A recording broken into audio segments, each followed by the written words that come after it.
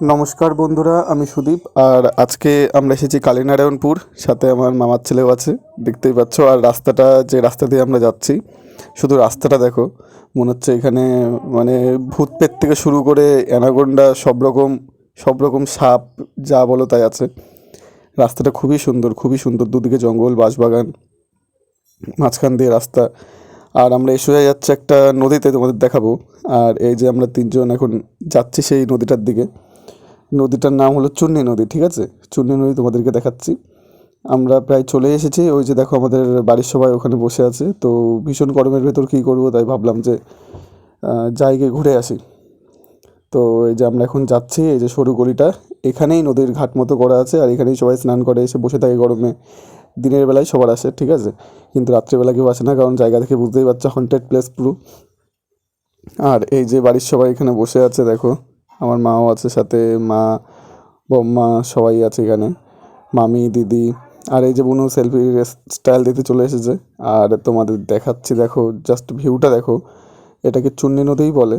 আমি প্রথমে ভেবেছিলাম এখানে কুমিরও আছে, তো আমি জিজ্ঞেস করছিলাম যে এখানে কুমির আছে কিনা, তো ওরা হাসাহাসি করছিল, মামার ছেলেটালে ওরা হাসাহাসি করছিল। ওরা বললো যে না, সেরকম কিছুই না, এখানে সবাই স্নান টান করে, কোনো ব্যাপার না।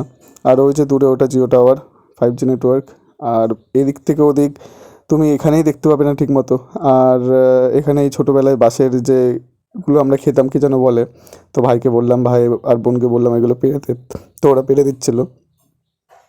আর আমিও এক এক করে খাচ্ছিলাম, অনেকগুলো খেয়েছি। কি বাঁশের শীষ না কি যেন বলে, ছোটোবেলায় আমরা অনেক খেয়েছি। তোমরা খেয়েছো কিনা কমেন্ট করে জানিও। তো ওরা দিচ্ছিলো, এই যে ভাই বলছিল, নাও নাও, আমি বড় বড়গুলো তোমাকে, বাঁশের শীষগুলো আমি দিচ্ছি, ঠিক আছে, ওগুলো পুরো খেয়ে নেবে। তো দেখো এগুলো।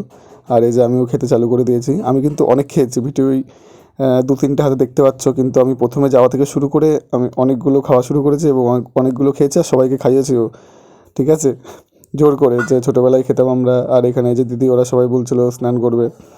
তো ভিউটা আমি বারবার তোমাদের দেখাচ্ছি, কারণ ভিউটা দেখা যেটা মেন এখানে।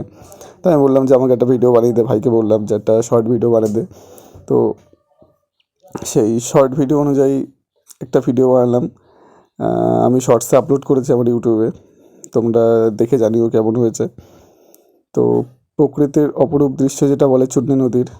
তো এখানে জলটা অতটা ঘোলাও ছিল না, জলটা বেশ পরিষ্কারই ছিল, শুধু কি কচুরিপানায় ভর্তি।